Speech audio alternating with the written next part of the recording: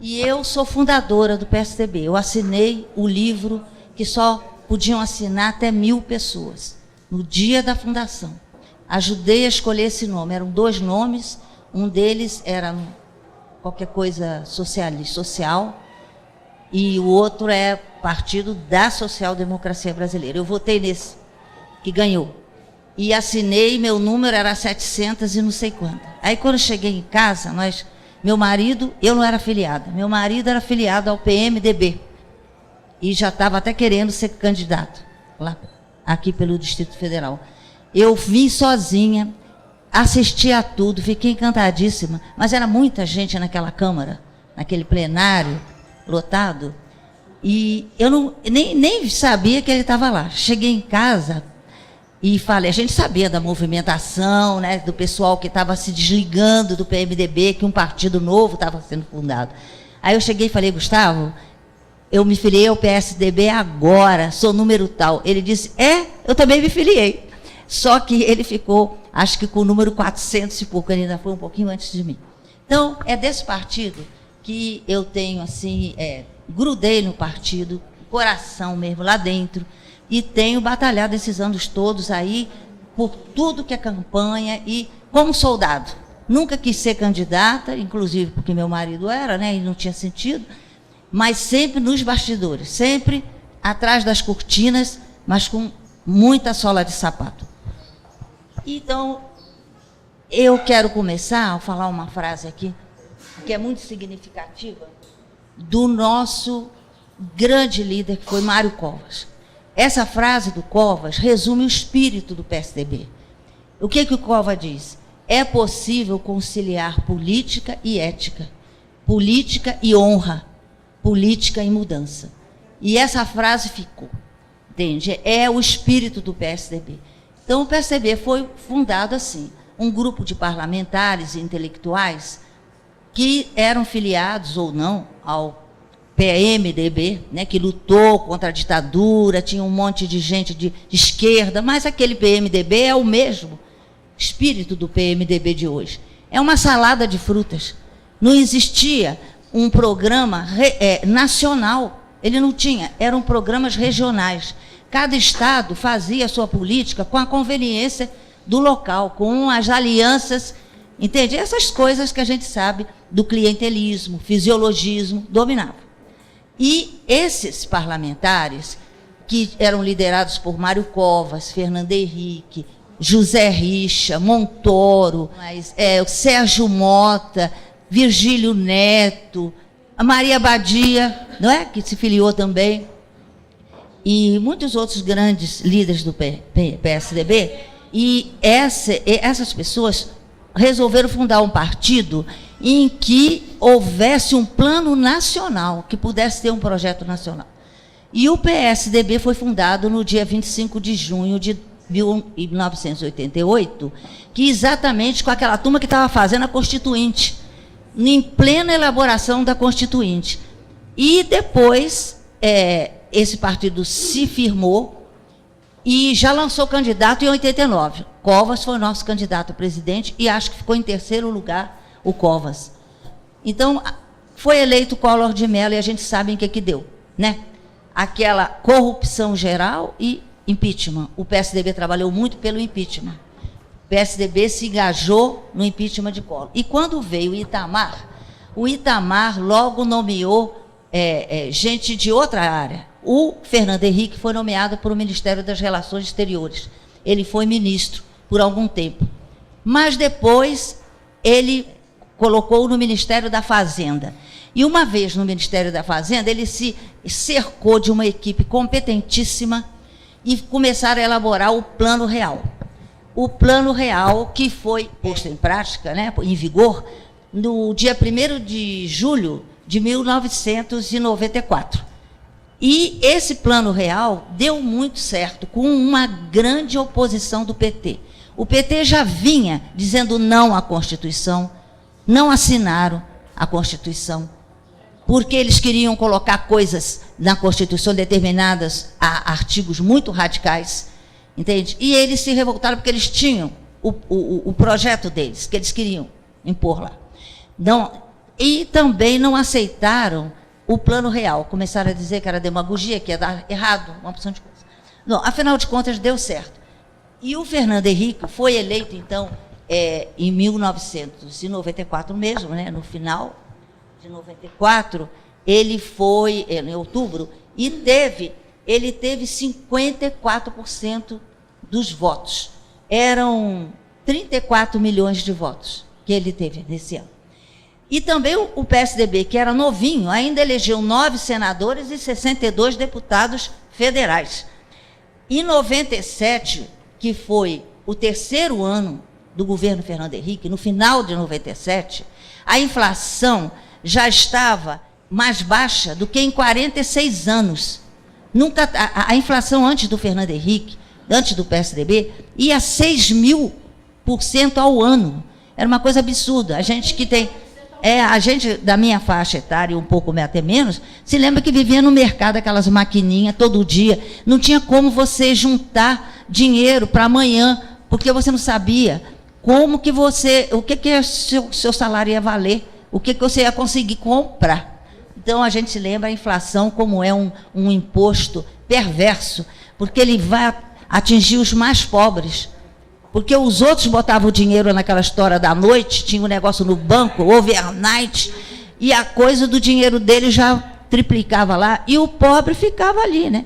E eu sei, a minha experiência pessoal com o governo Fernando Henrique era uma coisa assim, da prática, porque eu não estava no Brasil, eu sou funcionária do Ministério das Relações Exteriores, e quando o Fernando Henrique estava em campanha, eu ainda estive aqui, participei um bocadinho, mas tive que ir embora, que era férias, era pouco tempo. E eu, quando saí do Brasil, o que eu via? O pessoal na rua era muito mal vestido, aquelas pessoas com sandalinha, né, bolsa. Não era uma coisa muito... que as mulheres andavam de bolsa, não é? Os homens com aquela camisa para fora da calça. Você olhava, o seu povo era um povo pobre, mal vestido. Você via que era um povo espoliado. Quando eu voltei, no final de 95, uma coisa que me chamou a atenção, ali naquela região do Conjunto Nacional, foi isso. Pessoal mais arrumadinho, tá? Mais arrumadinho, sapatinho, não era só sandália havaiana, e isso me notou que estava alguma coisa melhorando. Em 98, Fernando Henrique foi eleito com 35 milhões de votos e 53% reeleito. Em 1999, a inflação estava controlada. No final do ano, nós tivemos 8% de inflação, e os juros eles estavam num nível mais baixo desde 94. Então, a gente já notava por aí, em 99, como é que estava, que Fernando Henrique ia entregar o governo. E nesse ano de 2000, nas eleições, a gente sabe como é que foi. Né? O Serra veio e houve toda aquela força do PT e acabou... que o Serra ficou em segundo lugar, mas teve 33 milhões de votos. Né? E no ano de 2000, inclusive, embora o Serra não tivesse sido eleito, a gente teve uma votação muito expressiva. Vou ler para vocês. A gente conseguiu eleger prefeitos em 4 capitais, tivemos 983 prefeitos eleitos, e 7.690 vereadores. Olha que naquele primeiro ano de eleição, 92, a gente elegeu 3.000 e pouco vereadores. Depois a gente passou para 6 e qualquer coisa. E já aqui estávamos com 7. Mas a verdade é que de lá para cá, a gente vem apanhando muito nesse setor, por causa de todas essas demagogias que o PT coloca nesse Bolsa Família e outras benesses. Em 2006, veio o Alckmin concorrer pelo PSDB e também não conseguiu derrubar essa máquina e ficou em segundo lugar. Deu muito trabalho. Segundo turno. O Fernando Henrique venceu o Lula em 2 vezes no primeiro turno. E o Lula teve que ir no segundo turno com Serra, com Alckmin, e depois com Serra de novo, em 2010. Né? Mas, enquanto isso, o PSDB ia elegendo governadores, prefeitos. Né?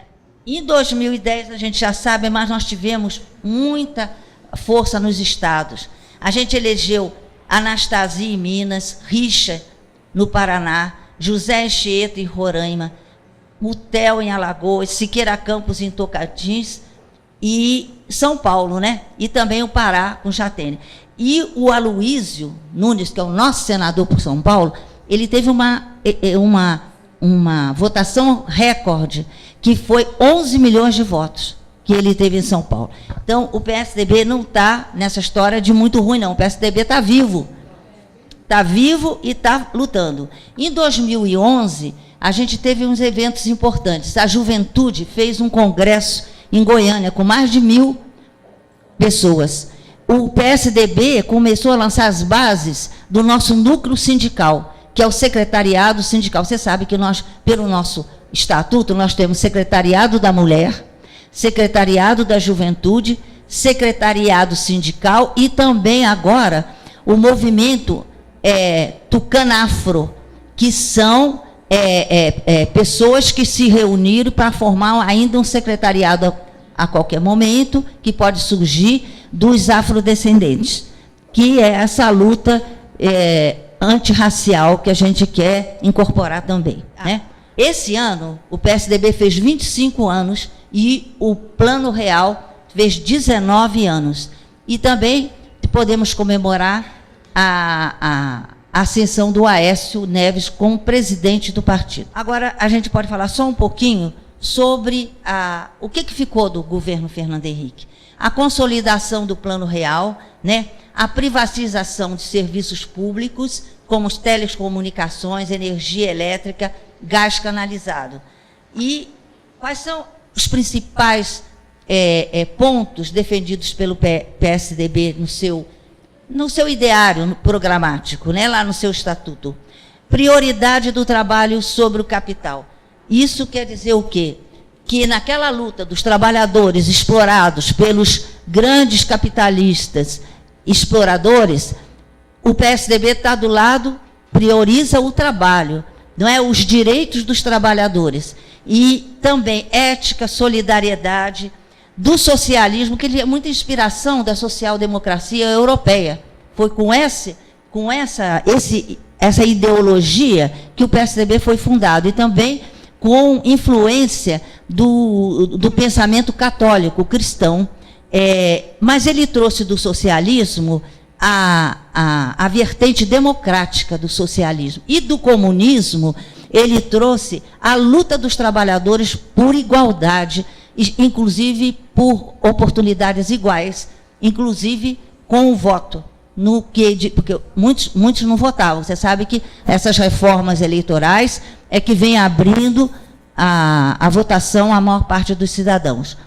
Combate ao totalitarismo de esquerda e direita, quer dizer, a gente quer democracia pura. Inclusive, na segunda posse do Fernando Henrique, ele bateu nisso, que é radicalização democrática, democratizar, entende, a vida social, dar mais abertura para os cidadãos. E também o PSDB defendia, desde o começo, e agora está um pouco calado, sobre o parlamentarismo.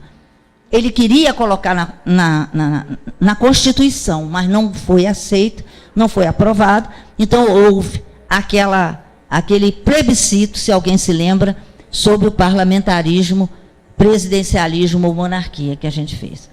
Bom, e também o Fernando Henrique fez as privatizações. O Estado não assumir os setores que iam onerar o Estado e que ele não conseguia dar. Energia elétrica, telecomunicações, não tinha sentido ficar na mão do Estado, porque ia ser mal feito, o Estado não dá conta de... Ele tem saúde, ele tem segurança, ele tem educação, não é? Ele tem a parte de tecnologia também, que precisa, conhecimento. Então, essas coisas que são muito técnicas, que são muito específicas de determinado setor, entrega para a iniciativa privada, mas regula. Então, abrir a iniciativa privada, mas o Fernando Henrique fez as agências reguladoras, que é a agência reguladora do petróleo, das telecomunicações, não é? E da energia, Eletrobras, que hoje o PT fez aquela história de botar gente do PT, né, que eles chamam, aparelhar as agências que eram para ser, entende, coisas isentas de pessoas técnicas e capacitadas. Não, eles puseram aquela turma dos aliados, cada um nomeia um, voltou aquele fisiologismo, e aquilo virou uma bagunça, entregue, e tudo está dando, faz-se se render para o governo. O governo meteu a mão de novo em tudo, né? Bom, agora vou falar um pouquinho do PSDB Mulher. O PSDB Mulher do Distrito Federal foi o primeiro que foi fundado, em 1996.